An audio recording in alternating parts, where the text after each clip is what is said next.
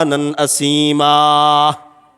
আল্লাহ বলেন, আমি ওই সমস্ত ব্যক্তিদেরকে ঘৃণা করি, ওই সমস্ত ব্যক্তিদেরকে ঘৃণা করি, পছন্দ করি না, যারা ওয়াদা খেলাফ করে, যারা মানুষের সাথে ওয়াদা ভঙ্গ করে, মানুষের মাল সম্পদ আত্মসাৎ করে।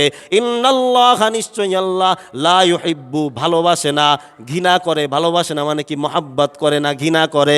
লা ইউহিব্বু খাওয়ানান নাসিমা, যারা সময় মতো মানুষের টাকা পরিশোধ করে না, সময় মতো ঋণ পরিশোধ করে না, কথা দিয়ে কথার খেলাফ করে, ওয়াদা ভঙ্গ করে। এই সমস্ত মানুষকে আল্লাহ কি করেন না? ভালোবাসেন না, ঘৃণা করে। আর যাকে আল্লাহ ঘৃণা করে, এই পৃথিবীর মধ্যে দেখেন, কোনো বান্দাকে যখন আল্লাহ ভালোবাসে, জমিনের ফেরেশতা আল্লাহ যখন ভালোবাসে, আল্লাহ আসমানের ফেরেশতাদেরকে বলে, আসমানের ফেরেশতারা তোমরা শুনে রাখো, ওই জমিনের অমুক অমুক বান্দাকে আমি ভালোবাসি। আল্লাহ আসমানের ফেরেশতাদেরকে ঘোষণা দিয়ে দেয়। আসমানের ফেরেশতা জমিনের ফেরেশতাদেরকে বলে, ও জমিনের ফেরেশতারা তোমরা শুনে রাখো, আল্লাহ ওই জমিনের ওই বান্দাকে ভালোবাসে, তোমরাও তাকে ভালোবাসো। জমিনের ফেরেশতা তামাম কুল কায়নাতের সৃষ্টিকুলের কানের মধ্যে ঢুকায়া দেয়, দিলের মধ্যে ঢুকায়া দেয়, ও জমিনে বসবাসকারী পশু জন্তুরা, জমিনে বসবাসকারী মানুষরা, জিনরা, তোমরা ওই বান্দাকে ভালোবাসো, কারণ ওই বান্দাকে স্বয়ং আল্লাহ ভালোবাসে। সুবহানাল্লাহ, ওই বান্দাকে স্বয়ং আল্লাহ ভালোবাসে। সুতরাং আল্লাহ যাকে ভালোবাসে সবাই তাকে কি করে? ভালোবাসে। মুহতারাম হাজিরিন, যেটা বলতেছিলাম, আর আল্লাহ যাকে ঘৃণা করে, আল্লাহ যাকে ঘৃণা করে সবাই তাকে ঘৃণা করে। এই জন্য আল্লাহর ভালোবাসা দরকার। আর আল্লাহর ভালোবাসা যদি প্রয়োজন হয়, লেনদেন ঠিক রাখতে হবে, লেনদেন দুইটাই ঠিক রাখতে হবে। আপনি নেবেন যখন, দিবেনও সুন্দরভাবে, সুন্দর আচরণ করবেন, সুন্দরভাবে বিক্রি করবেন। হ্যাঁ, আরেকটা বিষয়, আপনার যারা আছে আপনার সাথে লেনদেন করে, তারা যদি সময় মতো না দিতে পারে কিংবা আর্থিক দিক দিয়ে দুর্বল হয়, তাহলে আপনি কি করবেন?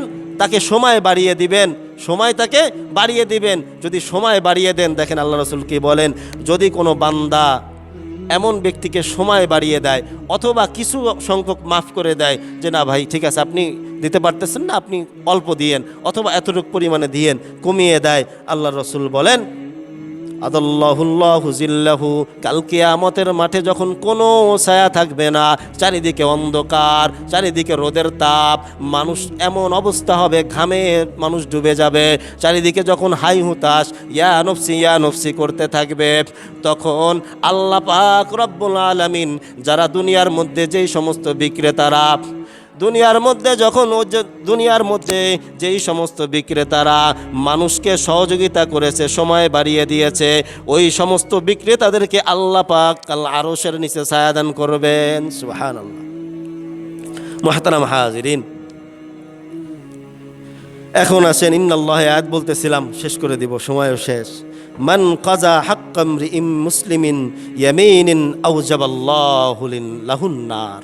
এখন আসেন, যেই সমস্ত ব্যক্তিরা, ওই যে বললো না ভাই, যে বাকি নিয়ে তো আর দেয় না, ঋণ নিয়ে তো আর খুঁজে পাওয়া যায় না, আল্লাহর রাসূল বলেন, মানিকতাতা হাক্কাম রিইম মুসলিমিন, যেই সমস্ত মুসলমান, যেই সমস্ত বান্দা, যেই সমস্ত ব্যক্তি অন্য মুসলমানের হক নষ্ট করবে, অন্য মুসলমানের হক নষ্ট করবে, ঋণ দিয়ে ঋণ নিবে না। ভালো করে বুঝবেন, কড়া কথা, এটা কিন্তু খুব কড়া একটা হাদিস।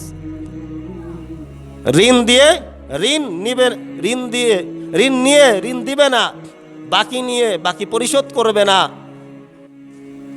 দেখেন, বাকি নিয়ে বাকি পরিশোধ করবে না। মানিকতাতা হাক্কাম রিইম মুসলিমিন ইয়ামিনিন আউজাবাল্লাহু লাহুন নার। আল্লাহর রাসূল বলেন, ওই সমস্ত ব্যক্তির জন্য আউজাবাল্লাহু লাহুন নার, জাহান্নাম অবধারিত, জাহান্নাম অবধারিত, জাহান্নাম নির্ধারিত। ওই সমস্ত ব্যক্তি যারা ঋণ নিয়ে ঋণ দিবে না, বাকি খেয়ে টাকা দিবে না, মুসলমানের হক নষ্ট করবে, মুসলমানের হক মেরে খাবে, আউজাবাল্লাহু লাহুন নার, ওই সমস্ত ব্যক্তির জন্য জাহান্নাম অবধারিত লিখে দেওয়া হয়েছে, জাহান্নাম নির্ধারিত। ওয়া হাররামাল্লাহু আলাইহিল জান্নাহ, তাদের জন্য জান্নাত হারাম করে দেওয়া হয়েছে, ওয়া হাররামাল্লাহু আলাইহিল জান্নাহ, তাদের জন্য জাহান্নাম, তাদের জন্য জান্নাত হারাম করে দেওয়া হয়েছে। এই জন্য খুব সাবধান, খুব সাবধান। না খেয়ে থাকবো তবুও এক টাকা মেরে খাবো না, না খেয়ে থাকবো তবুও কারো অন্যায়ভাবে কারো আত্মসাৎ করবো না। ওটা হলো কি আত্মসাৎ। এবার আসেন আরেকটা হাদিস আমি আপনাদেরকে বলি। আমরা তো কত আত্মসাৎ করি দেখেন। এবার একটা আত্মসাতের হাদিস আমি বলতেছি, এই হাদিসটা খুব মনোযোগ দিয়ে শুনবেন, খুব মনোযোগ দিয়ে।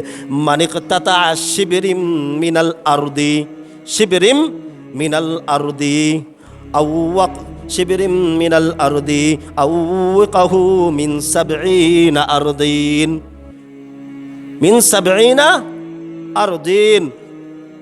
যেই সমস্ত ব্যক্তি অন্যের জমি কি করে, অন্যের 1 বিঘা জমি, এখানে বলছে কি মানিকতাতা শিবিরিম মিনাল আরদি, 1 বিঘা জমি, অন্যের 1 বিঘা জমি দখল করবে, অন্যের 1 বিঘা জমি মেরে খাবে, অন্যের 1 বিঘা সম্পদ দখল করে খাবে। কিয়ামতের দিন, কিয়ামতের দিন তাদের গলায় 7 তবক আসমান এবং জমিন ঝুলাইয়া দেওয়া হবে। নাউজুবিল্লাহ। যারা অন্যের হক আমরা মেরে খাইতেছি, এই শীতের সময় আসছে, মন চাইছে বাস একটা টুক্কা দিয়ে বাস আমরা রস খেয়ে ফেলতেছি। একটা হাদিসের মধ্যে আল্লাহ রসুল বলেন কি জানেন? আল্লাহ রসুল বলেন যে আল্লাহ রসুলকে প্রশ্ন করা হয়েছে, ইয়া রাসূলুল্লাহ, ওই সময় একটা পিলু গাছের ডাল, পিলু গাছের ডাল ছিল। ওই ডাল, পিলু গাছের ডাল যেটার কোনো মূল্য নাই, কেউ যদি কারো একটা পিলু গাছের ডালও আত্মসাৎ করে তার জন্য কি জাহান্নাম নির্ধারিত? আল্লাহ রসুলকে সাহাবায়ে কেরাম জিজ্ঞাসা করলেন। আল্লাহ রসুল বললেন যে হ্যাঁ, কেউ যদি কারো একটা পিলু গাছের ডালও আত্মসাৎ করে, ভোগ করে, তাহলে তার জন্য জাহান্নাম অবধারিত, জান্নাত তার জন্য হারাম। এই জন্য ভাই, আমরা তো ক্ষমতার বাহাদুরি দিয়ে মানুষের কত সম্পদ আমরা দখল করে খেয়ে ফেলতেছি, অন্যের উপরে জুলুম করে আমরা মানুষের টাকা আত্মসাৎ করতেছি, অন্যের উপরে অন্যায় করে আমরা আমাদের নিজের চাহিদা মেটানোর জন্য যত প্রকারের জুলুম আমরা করতেছি। একটু চিন্তা করবেন, আল্লাহ রসুলের এই ভয়ানক একটা হাদিস, কত ভয়ানক দেখেন। এই হাদিসের প্রেক্ষাপটে একটা ঘটনাও আছে। নবী করিম সাল্লাল্লাহু আলাইহি ওয়াসাল্লামের জামানায় একজন লোক ছিল যার নাম ছিল কিরকিরা। কি নাম ছিল? কিরকিরা। হযরত ওমর রাদিয়াল্লাহু তাআলা আনহু বর্ণনা করেন, এই কিরকিরা নবী করিম সাল্লাল্লাহু আলাইহি ওয়াসাল্লামের সম্পদ বেচাকিনা করত, কাপড় বেচাকিনা করত। তো এই কিরকিরা যখন মারা যায়, নবী করিম সাল্লাল্লাহু আলাইহি ওয়াসাল্লাম বললেন কিরকিরা জাহান্নামী। কিরকিরা কি? জাহান্নামী। সাহাবায়ে কেরাম জিজ্ঞাসা করলেন, ইয়া রাসূলুল্লাহ, ইয়া হাবিবাল্লাহ, কিরকিরা কিভাবে জাহান্নামী? সে তো ভালো মানুষ, সে তো ভালো মানুষ, কোনো প্রকারের খারাপ দিক তার থেকে আমরা পাই নেই, তাহলে সে কিভাবে ভালো মানুষ হলো, সে কিভাবে জাহান্নামী হলো? আল্লাহ রাসূল সাল্লাল্লাহু আলাইহি সাল্লাম বললেন, এই কিরকিরা যখন কেনাবেচা করতেন তখন 2টা জামা সে ওই জামার বান্ডেল থেকে সরিয়ে রেখেছিল, সরিয়ে রাখত, যার কারণে সে মানুষের সম্পদ আত্মসাৎ করার কারণে আউজাবাল্লাহু লাহুন নার, তার জন্য জাহান্নাম অবধারিত। এই জন্য খুব সতর্কতা ভাই, না খেয়ে থাকবো তবুও মানুষের সম্পদ আমরা আত্মসাৎ করব না। বেচা কেনার ক্ষেত্রে আমরা মানুষের সাথে ভালো আচরণ করব, লেনদেনের ক্ষেত্রে ভালো ব্যবহার করব। দরকার হলে যদি কেউ সামর্থ্যবান না থাকে তাহলে আমরা তাদের সময় বাড়িয়ে দিব, তাহলে আল্লাহ আমার উপরে রহম করবেন, আমার ব্যবসায় বরকত দিবেন। ব্যবসায় বরকতের জন্য হুজুরদের কাছে দোয়া নেওয়ার দরকার নাই, আপনি আপনার এই হাদিস অনুযায়ী আমল করে যান, আল্লাহ বরকত দান করবে ইনশাআল্লাহ। আল্লাহ পাক রব্বুল আলামিন আমাদের প্রত্যেককে লেনদেনের ক্ষেত্রে সুন্দর আচরণ, সুন্দর ব্যবহার করার তৌফিক দান করুক, এবং অন্যের 1 ইঞ্চি জমি দখল করা থেকে, অন্যের 1 ফুটা সম্পদ ভোগ করা থেকে আল্লাহ আমাদেরকে হেফাজত করুক। আমিন। ওয়া আখিরু দাওয়ানা আনিল হামদুলিল্লাহি রাব্বিল আলামিন।